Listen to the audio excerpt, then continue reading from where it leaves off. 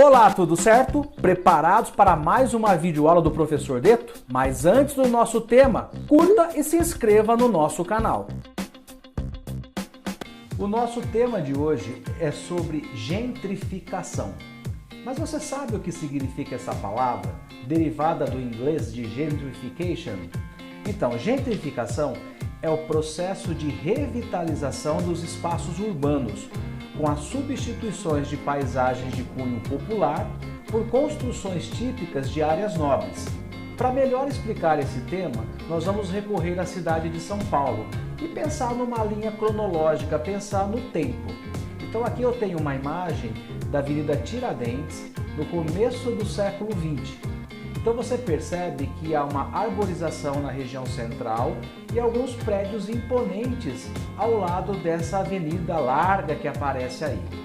Essa mesma região, se nós olharmos um pouco mais adiante, nós vamos ter a Estação da Luz e a Pinacoteca do Estado. Só que nesse momento da história, nesse contexto, isso aqui é a Escola de Belas Artes e isso aqui é uma estação ferroviária. Ainda não existe metrô. Todos os trens circulam na superfície. Nesta imagem nós temos a estação Júlio Prestes. Então é a estação onde começava, vamos dizer assim, a viagem de quem usaria a estrada de ferro Sorocabana. Aqui nós temos uma cadeia, uma delegacia, um presídio, lá do começo do século XX também, que fazia parte das construções da Avenida Tiradentes. Eu quero chamar a atenção de vocês para esse portal. Então aqui no fundo nós temos a cadeia e aqui na frente nós temos um portal. Esse portal é o que sobrou da cadeia. Então quando as pessoas passam aqui na Avenida Tiradentes, na parte onde supostamente havia cadeia, há uma agência do Banco do Brasil. Aqui nós temos uma construção muito interessante que já não faz mais parte da paisagem. É a Estação Rodoviária da Luz. Ela foi construída em 1961 e foi demolida em 1982. Olha, eu quero chamar a atenção aqui para algumas características bem interessantes. Primeiro, olha aqui, ó, Andorinha.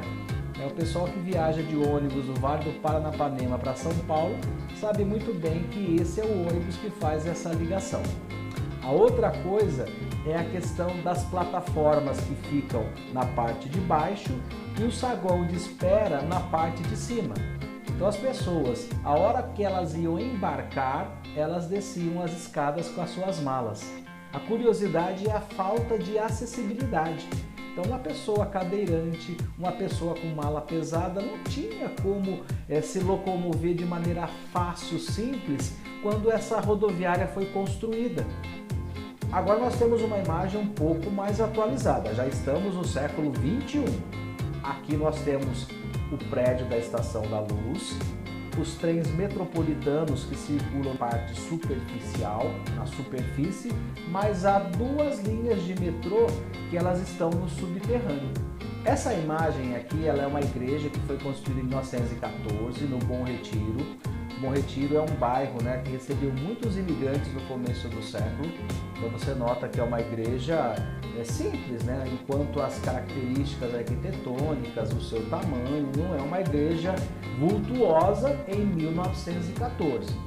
Mas aqui a gente já tem a mesma igreja reformada, modernizada, extremamente imponente, nos seus traços, nas suas colunas, no seu piso. Essa igreja representa uma forte influência da fé dos italianos católicos na construção dessa belíssima obra. Só que nos últimos tempos, o Bom Retiro recebeu uma grande quantidade de imigrantes de outros lugares do mundo. E é possível perceber que há um sincretismo quanto à religião e uma mistura de valores quanto à fé. Aqui na mesma igreja nós temos um cantinho que é reservado à Virgem de Cacupe. Tudo que nós conversamos até agora está mais ou menos localizado nessa região do mapa de São Paulo.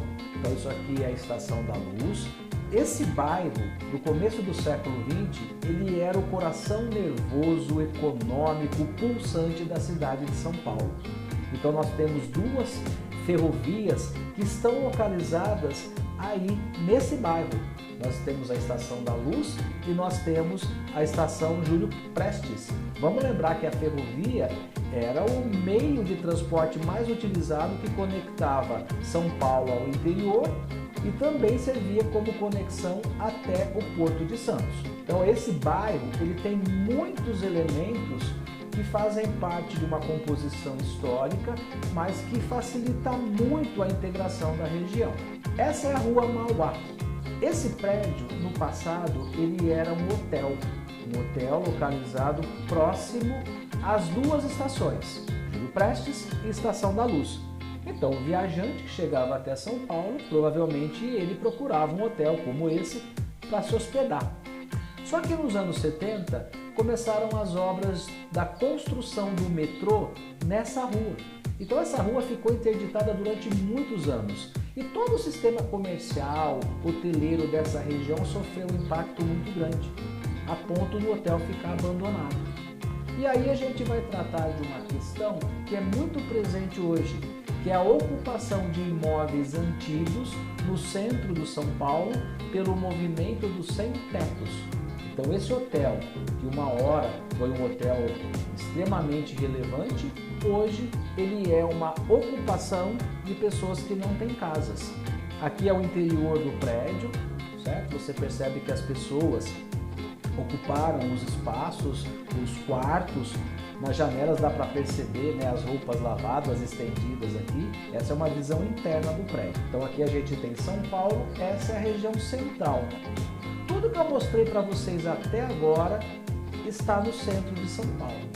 Essa imagem é muito interessante porque ela revela aonde ficava a antiga rodoviária.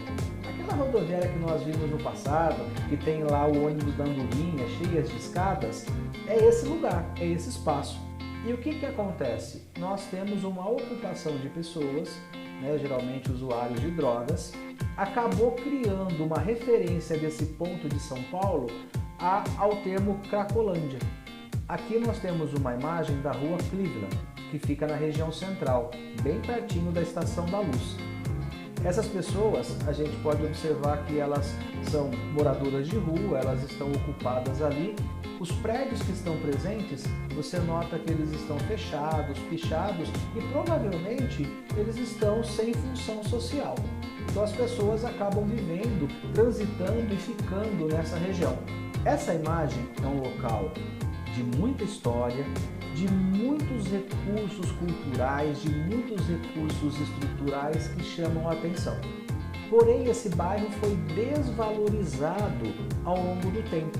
Então ele perdeu a atração econômica para investidores, principalmente por conta dos prédios abandonados, prédios ocupados, né, por famílias que não têm moradias e acaba ocupando esses espaços. Quando nós olhamos para esse espaço, ele oferece muitos atrativos que interessam os investidores. Mas aí existe um problema. Para que essa região possa ser atrativa, teria que criar uma condição de segurança. Teria que, supostamente, na visão de quem vai investir, dar um jeito nas pessoas que ocupam casas, prédios abandonados e também as pessoas que vivem na rua. É aí que está o grande problema que envolve o lado econômico e o lado social, porque a cidade é de todos. E as pessoas que vivem nesse espaço, as pessoas que ocupam essas moradias, elas têm filhos. Os filhos frequentam as escolas, elas trabalham, muitas vezes trabalham muito próximas da região central. Uma alternativa proposta para os investidores é remover essas pessoas daqui e colocá-las em lugares distantes do centro. Só que isso mexe radicalmente com a vida das pessoas e há uma resistência muito grande por conta daqueles que vivem aqui.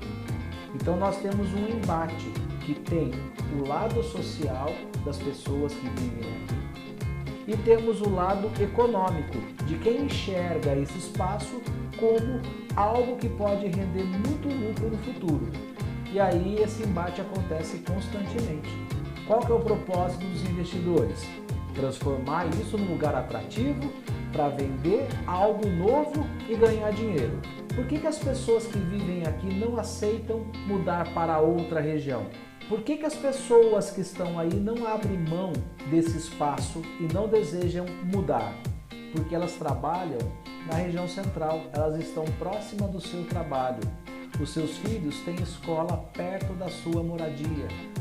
Mudando para regiões distantes do centro, como por exemplo aqui no sul da cidade de São Paulo, elas não vão ter acesso às mesmas facilidades de serviços públicos e muitas vezes vão morar em lugares que não são atendidas pela presença de transporte público para ir trabalhar. E aí eu encerro essa videoaula fazendo o seguinte questionamento a você: a cidade pertence a quem? Aos investidores ou às pessoas?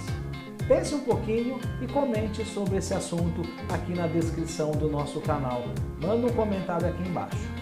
Gostaram da nossa videoaula? O canal do Geornal do Professor Deto oferece um grande repertório geográfico. Nós também estamos nas redes sociais, Twitter, YouTube, Instagram e Facebook. Visite também o nosso site www.geornal.com.br. Um grande abraço e até a nossa próxima aula. Tchau!